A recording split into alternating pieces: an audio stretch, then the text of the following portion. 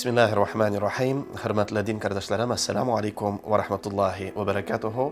Huzur TV kanalında ailə dərslərin davam etəbiz. Həm bugün biz şuşa yüklükni özü abort turunda sözünü alıb barırız. Şu məsələ bir qavur məsələ.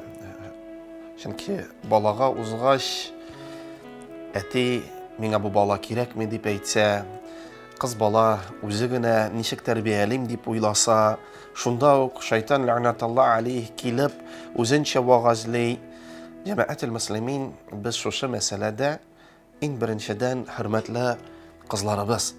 Şuşa ayta turğan sözümüz sizə Allah subhanahu wa ta'ala şuşa dünyanı şulay etib yaratqan, həm şuşa dünya ol imtihan dünyası.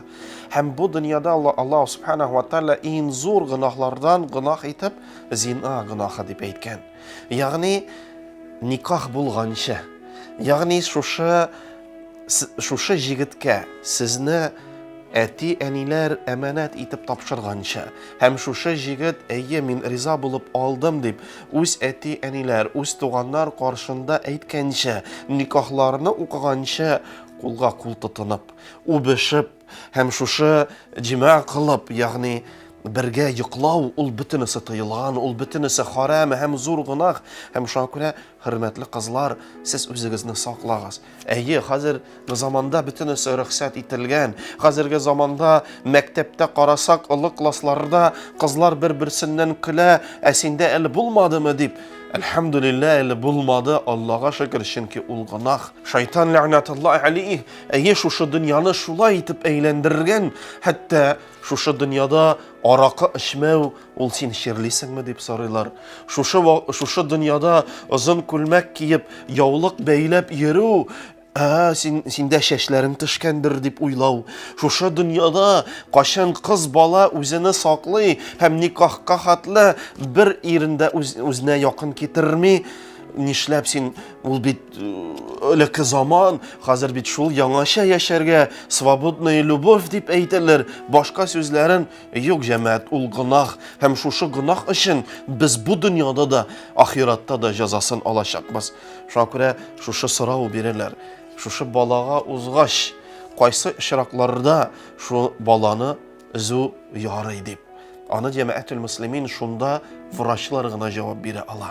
Әгәр дә шушы балага узгач һәм булачак әнигә гомерне зияны бар икән, әни үләргә мөмкин икән, шул вакытта гына алу рөхсәт ителә. Башка вакытларында, но мин бит менә ирсез, но мине бит әти, әни аңламас, һәм башка сәбәп була алмый. Шуңа күрә җәмәгатьül муслимин балага уздыгыз икән, шушы балагызны саклагыз, үстерегез, табыгыз.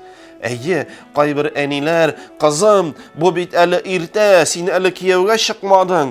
Зина кылгач бу зур гынах. Баланы үздерү, ул тагын зур гынах. Шуңа күрә шушы гынахка якын килмәгез. Табиб кына, врач кына әйтсә, әгәр дә балага узып, баланы таба башласаң, син үләргә мөмкинсең дип әйтү генә сәбәп кылына. Башка сәбәп юк. Әлбәттә, бездән тормый торган сәбәпләр аркасында да юл һәлакәтеме башка һәм бала өзелгән. Шул вакытта нишләргә? Җәмәгать, Аллаһ субханаһу ва тааля безгә тәкъдир итеп бу гомеребезне биргән. Әлхәмдүлилләh, шуңа күрә без шөкрәнә әйтеп, һәрбер сынауны кабул итәбез. Һәм бу баланы югалту әлбәттә ул зур сынау. Ләкин сабырлы булыгыз. Аллаһ субханаһу ва тааля алган икән, Аллаһ тааля бирәчәк. Шуңа күрә бер кашан да өметне үзмәгез. Һәм һәр вакыт Аллаһ таалядан сорагыз, һәм Аллаһ тааля иншалла бирәчәк. Һәм берне төшермәгез. Аллаһдан сорагыз. Я Раббым, шундый зур сынау бирдең икән, хата гынахларымны гафу ит. Чөнки Расулыбыз саллаллаһу алейһи ва саллям әйтә: "Гаҗабу халил муслим", мусульман кешенең хәле гаҗәпти. Анарга яхшылык килсә, ул шөкранә итә, һәм анарга савабы языла. Әгәр дә авырлык килсә, ул сабыр итә һәм аны белән хата гынахлар гафу ителә. Шуңа күрә сездән тормый торган сәбәпләр аркасында баланы югалтыгыз икән, әлхәмдүлилләh, әлбәттә ул авыр, зур сынау, ләкин сез аны кабул итеп, Аллаһ Тәгаләдән тәүбә итеп, я Раббым, хата гынахларыбызны гафу кыл, тан балаларны күргән насыйп ит, балаларын бир дип Аллаһ Тәгаләдән сорагыз. Һәм шунда әти-әниләр, табиблар, туганнар, якыннар, без шушы яшь парның күңелләрен күтәрик. Аларга шул турында еш кына искә төшермик, күбрәк итеп алар өчен дуа кылыйк. Кайбер ирләр хатыны балага узды дип белгәч, бар баланы өзеп кайт дип тә әйтергә, хәтта кысарга да мөмкин. Хөрмәтле ират, хөрмәтле әти, бу зур гынах. Һәм Расулыбыз саллаллаһу алейхи ва саллям хадис шәрифләрендә әйтә: "Ва ман далла аля хайр", әгәр дә кем изге гамәлгә чакырса, фалаху аҗру мисли, анырга нәкъ шундый ук савабы була ди. "Ва ман далла аля шар", әгәр дә кем гынахка өндәсә, һәм кеше аны үтәсә, өндәгән кешегә нәкъ шундый гынах була ди. Шуңа күрә, хөрмәтле булачак әти, сез шулай хатыныгызны кыскач, сезгә гынах языла. Чөнки сез булачак бала өчен, сез шушы хатыныгыз өчен җавап бирүче һәм баланы үтерү, ул нәкъ шулай гынах башка кешене үтергән шикелле. Һәм Расулыбыз саллаллаһу алейхи ва саллям хадис шәрифләрендә әйтә: "Ва ман катала нафса", әгәр дә кем бер кешене үтергән булса, ул бөтен дөнья кешене үтергән шикелле, шу хатлы гынах ди. Шуңа күрә кулны күтәрмәгез, баланы өздермәгез, шушы гынахка хатыныгызны кысмагыз. Әлбәттә, төрле сәбәпләр булырга мөмкин. Балалар бар, арыдык, торырга урын юк, башка нәрсәләр. Аллаһ субхана ва тааля әйтә, тагын кабатлап шушы аяти кәримне гел истә тотыйк. Һәм шайтан сезне ачлык белән куркытыр ди. Валакин ризыкны мин бирүче ди Аллаһ Тааля. Әлхәмдүлилләh, Аллаһ Тааля хәл итүче. Шушы бала белән аның ризыгы да килә. Шушы бала белән аның өлеше дә килә. Шуңа күрә гынахка бармагыз һәм хатыныгызны шушы гынахка үндәмәгез. Икенче мисал булырга мөмкин. Кашан әти бала булсын дип әйтә, әни юк, мин баланы өзәм ди. Нишләргә? Әлбәттә, хатыныбыз кашып өзергә дә мөмкин. Шуңа күрә, хөрмәтле булачак әни, Аллаһ субхана ва тааля сезгә зур бүләк итеп әманәт итеп биргән. Сез борылып карагыз, әле күпме сезнең дуслар арасында да балага уза алмый торган гаиләләр бар. Күпме алар җылы-җылы Аллаһ Таалядан сорыйлар. Аллаһ Тааля бирмәскә мөмкин. Сезгә биргән.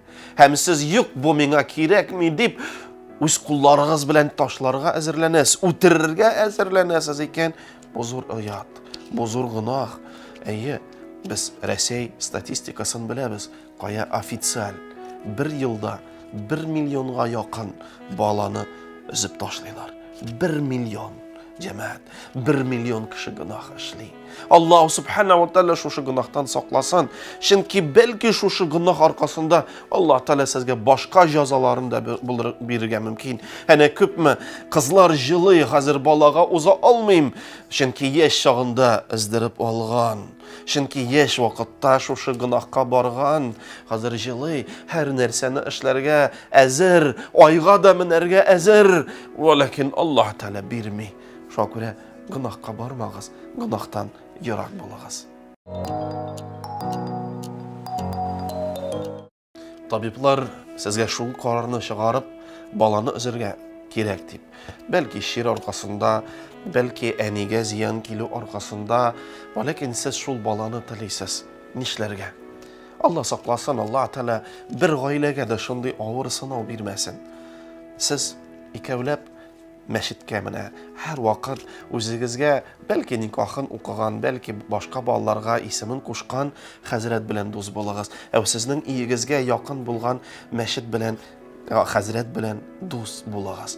Аның телефоннарын алыгыз, аралашып яшәгез һәм сез бер-берегезне алып, аның янына барып, утырып, аны белән сөйләшеп алыгыз. Ул сезгә нинди киңәшләр бирер, ул сезгә нәрсәләрен әйтер. Чөнки Табибларын да төрле сәбәпләр булырга мөмкин. Аны без дә күрәбез, кашан табиб әйтә, балагыз ширле, шуңа күрә аны өзеп алырга кирәк. Аннары Алла Тәала сезгә исән ширсез баланы бирергә мөмкин дип. Вәләкин әти, әни каршы чыгып, шушы баланы табалар, һәм әлхәмдүлилләh бала исән сау, бер ширсез дә туа. Шуңа күрә җәмәгать һәр нәрсә Алладан сорагыз. Әйе, әгәр дә гомерегезгә зыяны килә икән, әгәр дә әни үлергә мөмкин икән, шул вакытны әнине сакларга кирәк. Шушы сынау гаиләгә килгәч, һәм ул шушы хәтта үзеннән тормый торган сәбәпләр аркасында бала өзелеп киткән икән, нишләргә? Шунда хөрмәтле әти, булачак әти, яшь әти, кияү, күп нәрсә ин авырлык сезгә төшә. Чөнки хатын аны авыр итеп кабул итә. Чөнки бу баланы ут көткән, бу баланы ул инде үзенә төрле рәсемнәр ясап, ничек шул баланы күтәрер, үстерер, шушы баланың нинди урыннары булыр, нинди уенчыклары булыр, бөтенесен күз алдына китергән. Һәм сездән тормый торган сәбәпләр аркасында шушы баланы Алла Тәала алган.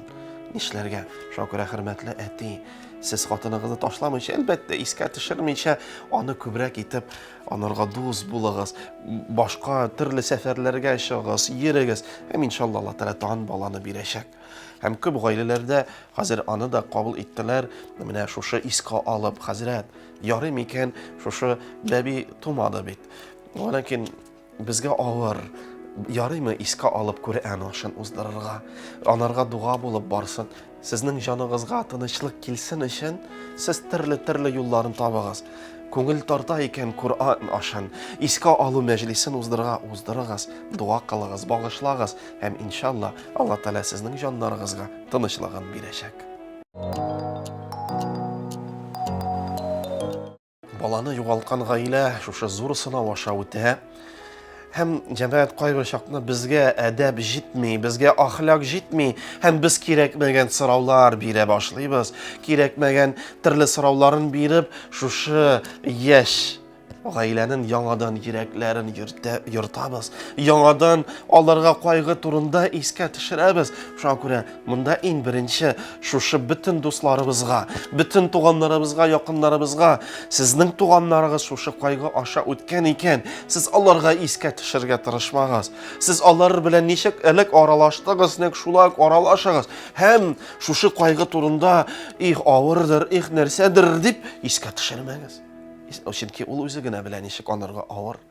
Һәм нишләргә, шушы гаиләгә әгәр дә шундый сорау бирделәр икән, ничек җавап бирергә?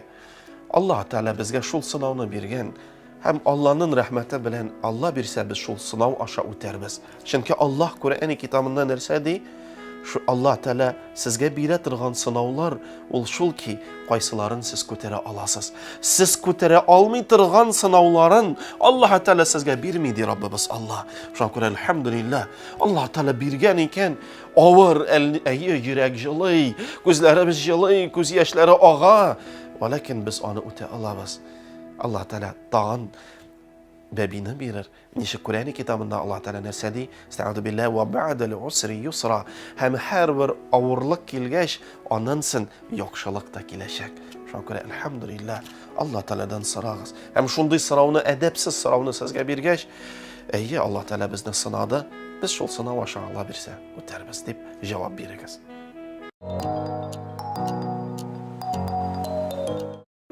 Хөрмәтле ирләр, әгәр дә сез шундый сынау аша үтеп, һәм хатыныгыз үзене гаепли, мәсәлән, ягылган, башка үзе сәбәпле нәрсәдер булган һәм бала üzелгән, сез иң беренчедән шушы кызның ире. Шуңа күрә ир булып, аның күңелләрен күтәреп, бер дә анарга шушы фикер гел кабатланмасын дип, шушы фикерләрен алып ташласын ул. Чөнки нәрсәдән Аллаһу субханаһу ва тааля бу дөньяны безгә имтихан дөньясы итеп биргән. Һәм әле шушы бәби йөрәк астында булганда һәрберебезгә нәкъ шулай ук тәкъдирләрен язган. Һәм бу күрәчәк тәкъдир. Бу сезнең күрәчәк. Һәм сездән тормый. Бәлки сез башка юл аша барсагыз да, башка баскыч аша менсәгез дә, Аллаһ Тәала барыбер аны сәбәп итәр иде. Барыбер сез шушы тәкъдир аша үтәргә тиеш идегез. Һәм ул сезнең күрәчәк. Шуңа күрә үзем менә мин гаепле, мин егылдым, мин тыштым, минем аркасында шулай уйламагыз. Аллаһ Тәала сынау итеп биргән. Һәм сез дөрес итеп, сабырлык белән, хикмәт белән, түземлек белән шушы сынау аша үтегез. Булырга мөмкин хатынын, шушы баланы югалтуда гаепләргә. Нишләргә җәмәгать? Хөрмәтле ирләр, тәкъдир. Аны Аллаһ Тәала язган икән. Ничек Расулullah саллаллаһу алейхи ва саллям хадис шәрифләрендә әйтә, әгәр дә бөтен кешеләр һәм җиннәр җыелып сезгә изгелек кылыйм, ярдәм итим дип тырышсалар да, Аллаһ Тәаладан әмер булмаса, хәл итеп булмый. Әгәр дә бөтен кешеләр һәм җиннәр җыелышып сезгә зыян китерим дип җыелсалар да, Аллаһ Тәаладан әмер булмаса, булмый. Шуңа күрә һәр нәрсә Алладан, һәм сез ирад буларак хатын кызны анарга авыр, ул үзе генә белән ничек анарга авыр, һәм сез аны гаеплисез икән, астагфирулlah, тәүбә итегез, һәм хатыныгыздан гафу үтенегез, чөнки ул Алладан. Аллаһ шулай тәкъдир иткән, һәм икәүләп, дөрес итеп, матур итеп шушы сынау аша үтегез.